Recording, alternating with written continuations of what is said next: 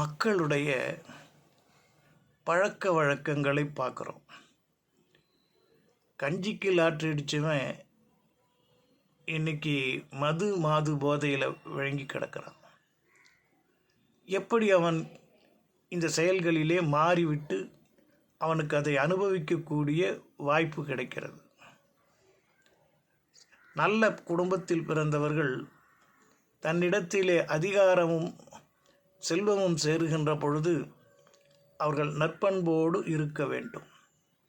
அதை திசை திருப்புவதற்குத்தான் நண்பர்கள் என்ற போர்வையிலே கோடாரி காம்புகள் உள்ளே நுழையும். அந்த கோடாரி காம்புகள் உள்ளே நுழைந்த பிறகு ஆசை பேராசை என்பதை தூண்டும்.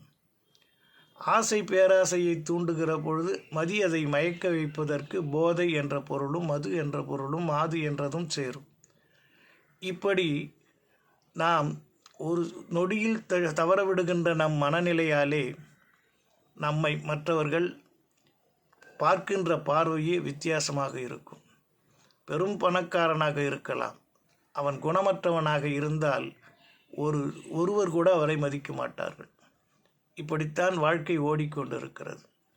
ஆனால் நாம் என்ன செய்ய வேண்டும்?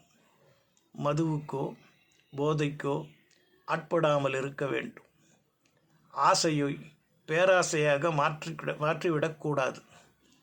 இந்த குறிக்கோளோடு வாழ்கின்றவனுக்கு செல்வம் இல்லை என்று சொன்னாலும் அவனே செல்வந்தனாக இந்த புவி போற்றும்.